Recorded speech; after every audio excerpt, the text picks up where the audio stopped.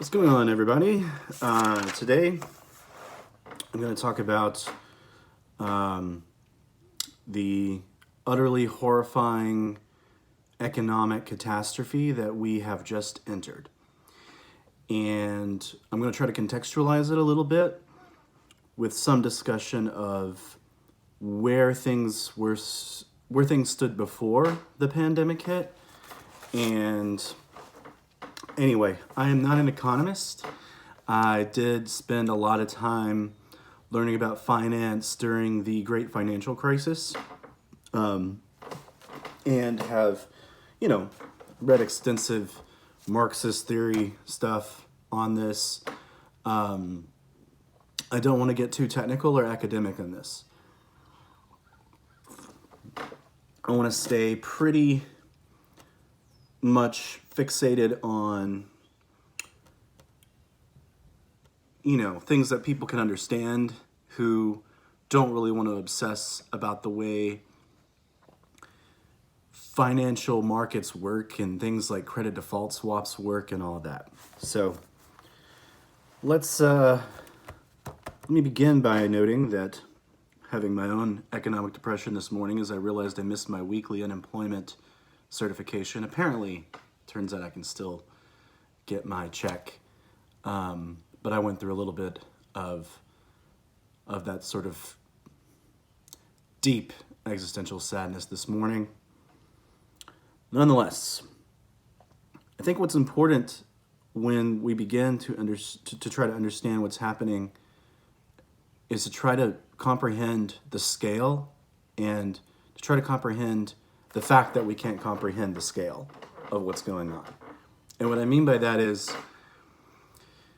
it's hard for people to conceptualize how economies work because they're so vast.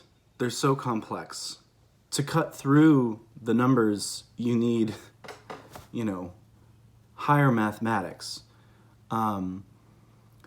We have, artificial intelligence doing a lot of this work, and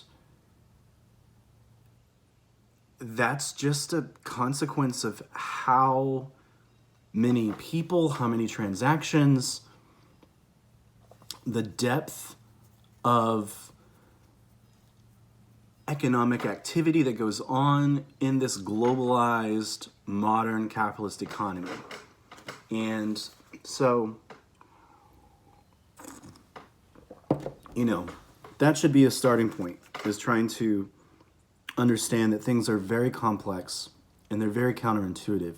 For instance, there's the story of, everyone's sort of familiar with the oil price collapse. I'm not going to go into it, but all you really need to know is a little bit of a trade war between Saudi Arabia and Russia driving down the price of oil, and right at the beginning of the crisis, and consequently, oil futures at one point were trading in the negative, in negative value territory. That is, they were worth less than $1. So there was a Toronto day trader who was working with this software that could not account for negative numbers. So what he looked at were barrels of oil being sold, futures being sold at 1 cent a barrel. So he thought, I'm going to take advantage of this opportunity, buy them up at 1 cent and later sell them when the price recovers. Smart move, right? Well, it wasn't actually 1 cent. It was actually negative $3.70 at that point, but he didn't know that.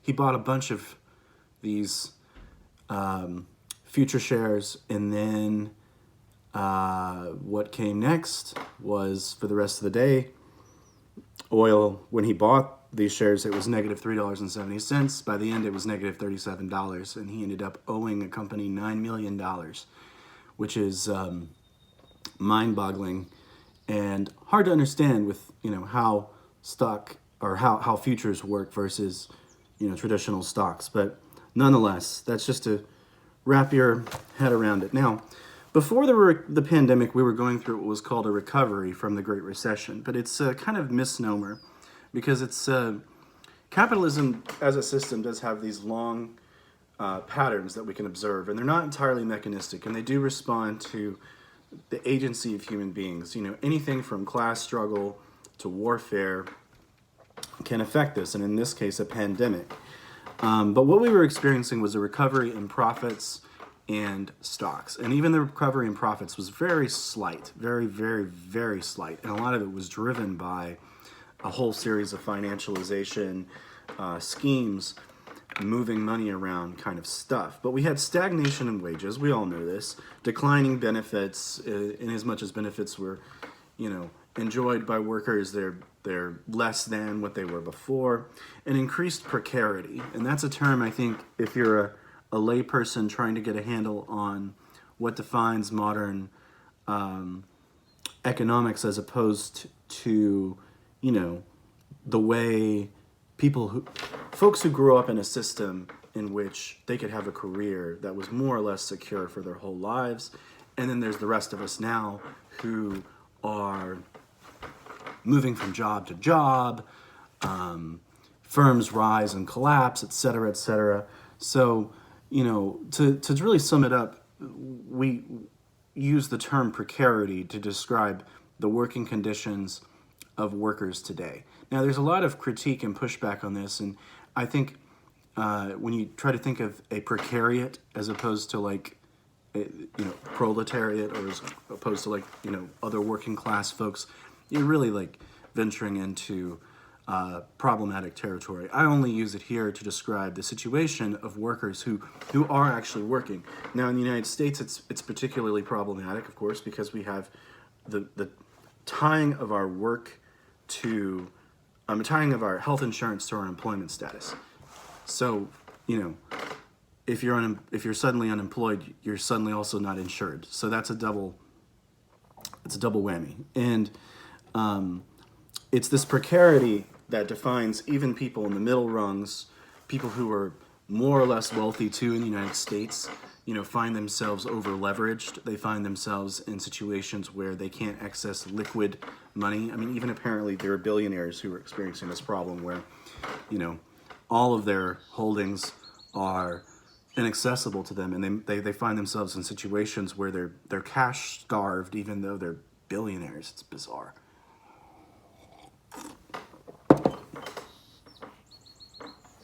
I'm playing a violin for him. I'm so sad. These poor billionaires. Well, we also have, as a consequence of the response to the 2008-2009 Great Recession, Great Financial Crisis, is what are called zombie firms. What a zombie firm is, when you have a recession,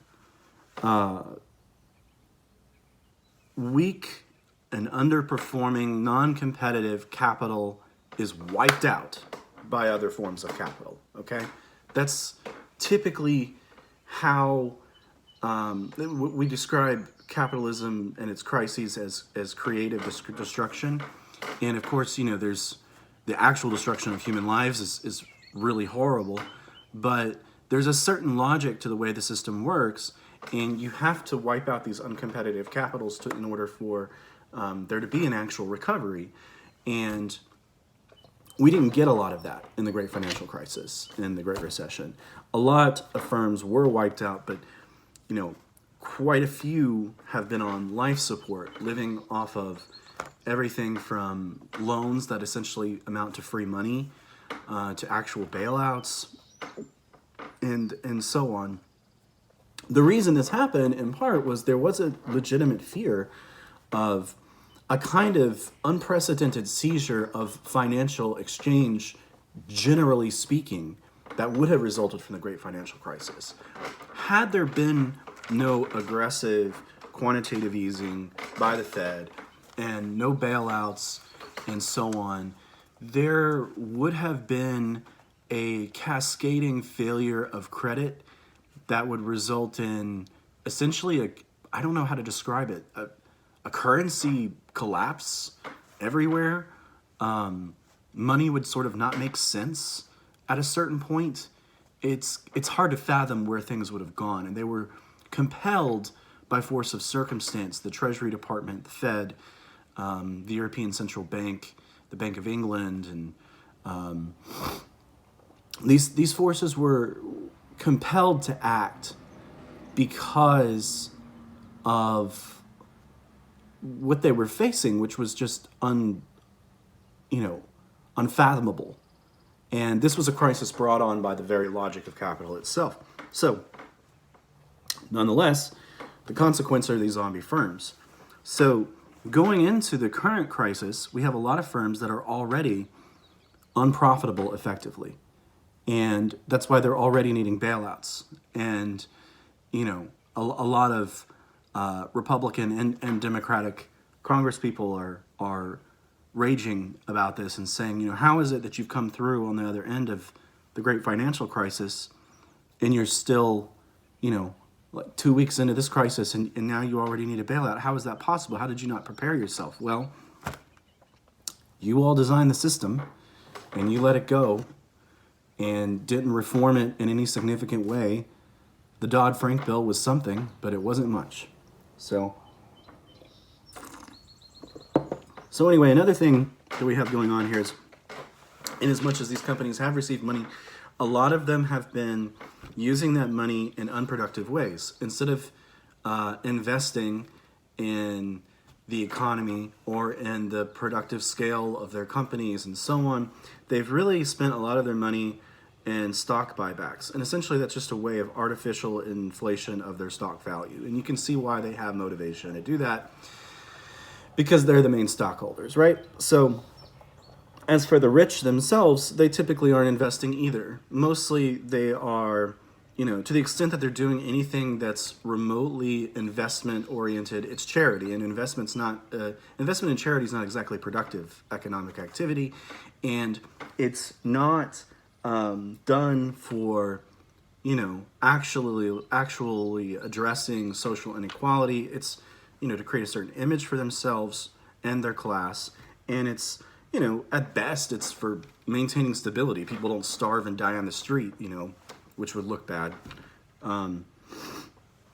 So they're engaging in these unproductive stocks and future tradings, and they're squirreling their wealth away in savings instead of spending it.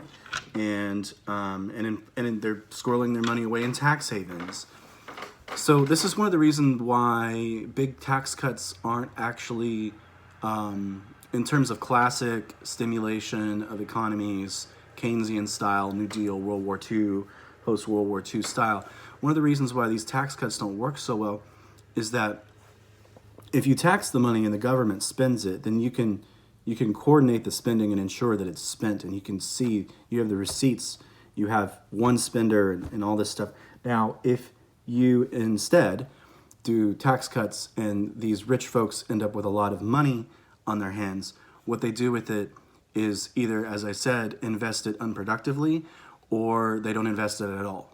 They don't stimulate the economy at all, they hold on to it. So, in short, before the pandemic, we were in a mess. Now, enter the novel coronavirus, SARS-CoV-2, COVID-19 pandemic, blah, blah, blah.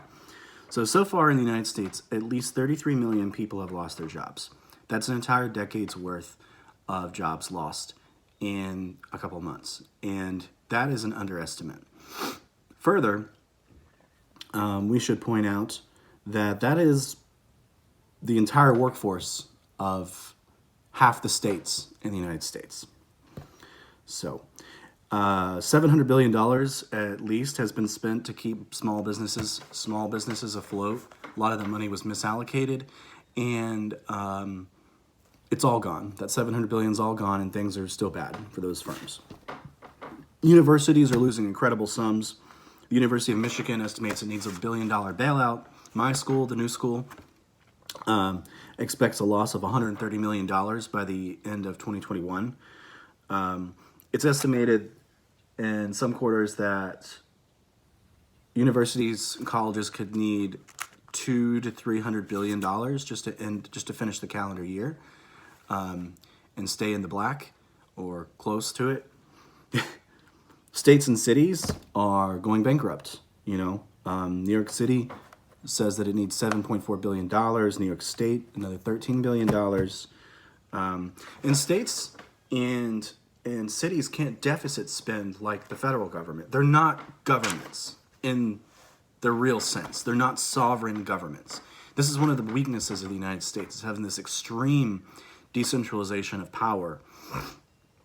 And it's actually, in terms of the way oppression works, it's designed to spread out responsibility and power in order for in order to maintain little arenas of oppression, like there's a whole history of the Jim Crow South where we can discuss how this operates. And even today, like the way it operates in economic terms, how the Southeast is so distinct from the rest of the country with its extremely low taxes, extremely low wages and benefits and so on. That's why things like in my state, Tennessee, that's why we have Volkswagen and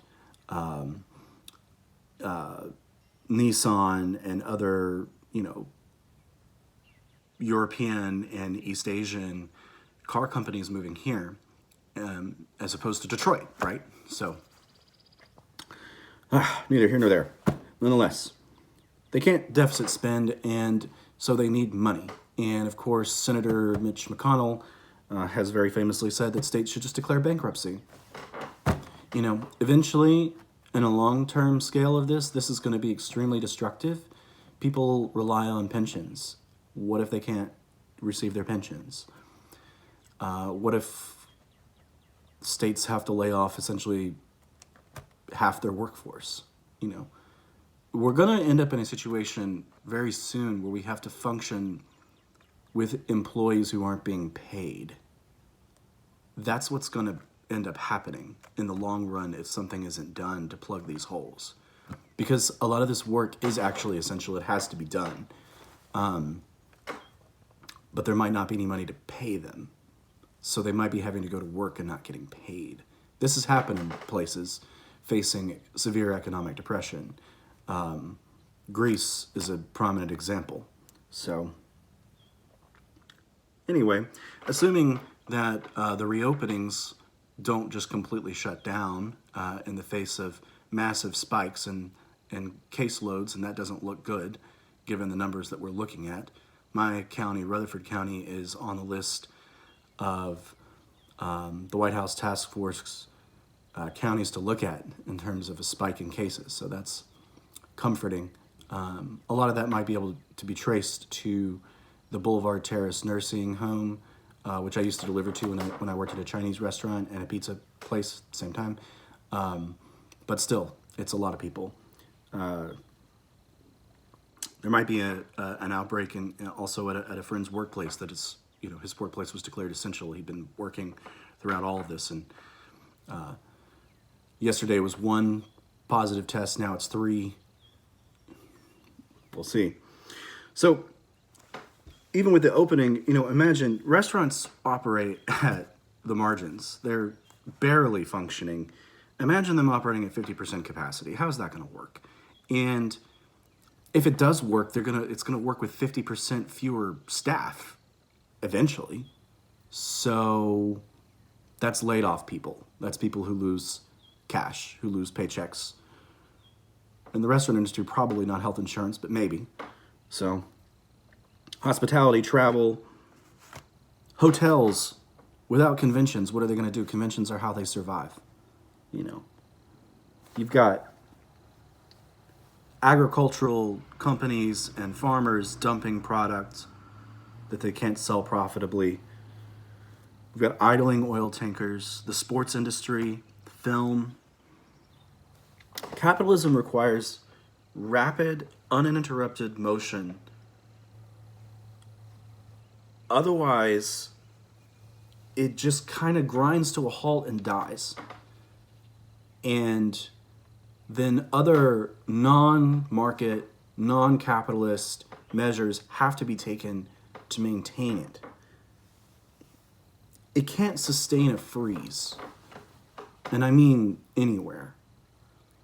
But imagine 2 years or more of ongoing freezes, or a freeze and a start and a stop and a start and a stop. It can't be done. That's not how capitalism works. And this is a basic reality that we have run up against that our leaders cannot imagine a way out of. And I mean it in all seriousness. You really need social democratic measures to get through this kind of thing. There's not much else to do. But short of revolution, there's not much else to do. During the Great Depression, it was this breakdown that led to the rise of social democratic regimes and revolutions and fascism too. And fascism was a response. One in favor of big business, but it included some nationalizations. It included some, coordination of the state in the interest of a nation. So our GDP was at $21 trillion, the United States GDP. The Congressional Budget Office expects a 40% contraction. So we need at least $5 to $7 trillion for stabilizing the next few months alone. We might be lucky if we get through this with just a Great Depression style disaster. To get things back on track, we need extreme testing and contact tracing and all this stuff that we don't have. We're testing just 700,000 people a week right now in the United States when we need to be testing at least 30 million. We need to get things, to just begin to get things, to get a handle on things. We need a New Deal on steroids. We need the Great New Deal. Talking about this stimulus stuff is a joke. It's not a stimulus. None of this is stimulating anything. It's just disaster relief. That's what we need, is disaster relief. Magical thinking is going to result in more destruction. And that's what's going on with these reopenings. That's what's going on with Trump's team talking about, it's all going to turn around. It's all going to magically go away. The economy is going to be roaring in no time. It's not. And to move forward, we need something big. We need a transformation of imagination. We need action. The only action that's coming right now is coming from the top, and it's coming from astroturfed, right-wing fascist protesters demanding that people return to work for them. We need caravans of cars, blocking state capitals and performing other kinds of demonstrations that respect what we need to do to stay safe during a pandemic, but also make clear that the vast majority are on our side. The polling is clear. 80% or more of Americans basically think that this stuff is so serious that we absolutely cannot open the economy. People are much more afraid of premature openings than they are of keeping things closed. They're much more concerned with their safety and the safety of their loved ones than they are with the profits of their exploiters. And in the long run, the vast majority don't have the power. And we're looking at a presidential contest, if it happens in any reasonable way, with somebody who's on the right of the Democratic right. Joe Biden is an incompetent person in so many ways. But at his best, what's he offering? And then on the other side, there's Trump. And his MO through all of this is it's not my fault, it's someone else's fault. It's the states, they got to take care of it. It's these advisors, it's these scientists, it's the WHO, it's China, it's everyone but me.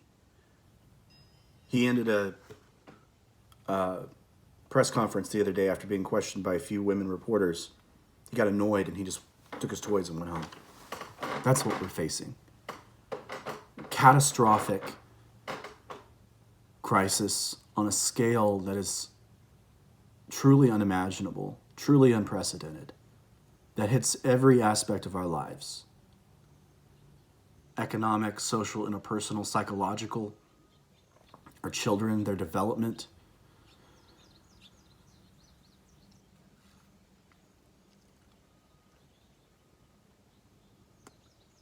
There's a false dichotomy that's emerged that on the one hand, we have to open things up because of this, or keep things closed down indefinitely. What we need instead are robust social democratic measures on an unprecedented scale. Like I said, the New Deal on steroids, the Green New Deal. Huge investments, massive.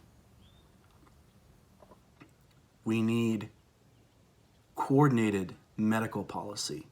We need a provisional national health service that coordinates this entire process. We need the abolition of health insurance entirely and the immediate universal coverage of everyone under a Medicare system.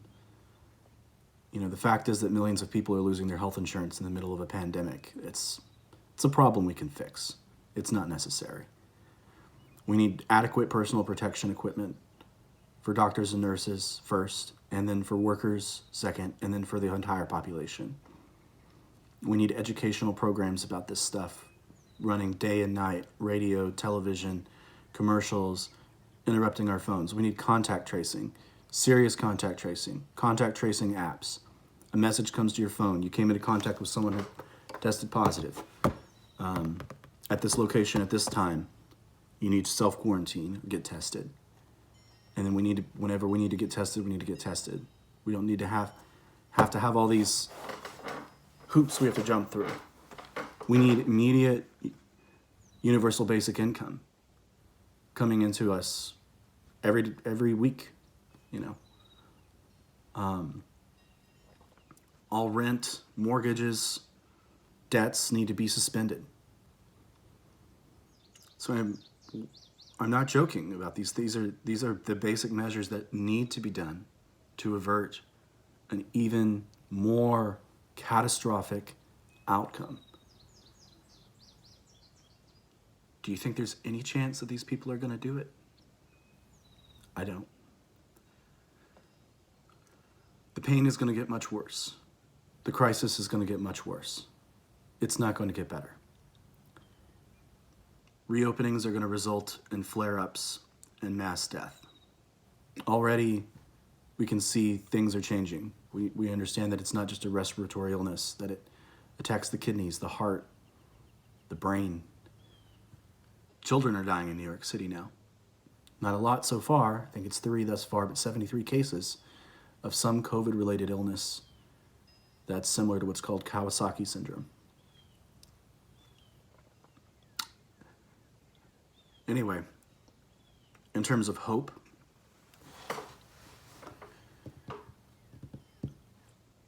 I think that the biggest thing we have going for us is that the vast majority get it,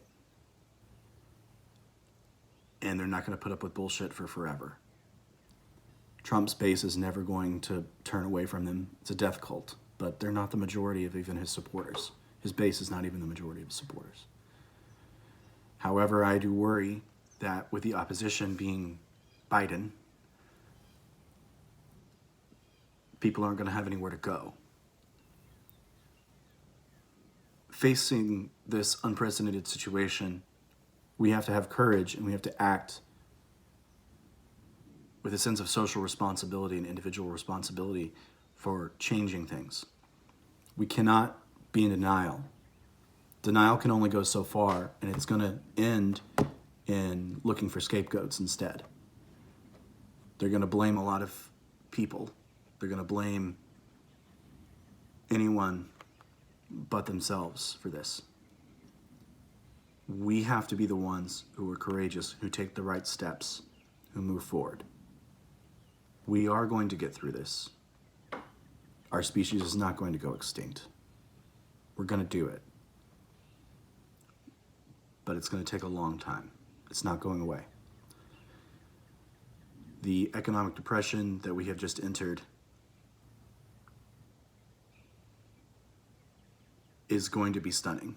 There are already miles-long lines of people trying to get food. And I'm only talking about the United States so far. So, good luck to everybody. And I'm sure I'll be making a lot more of these videos as I have very little else to do besides take care of my child, of course.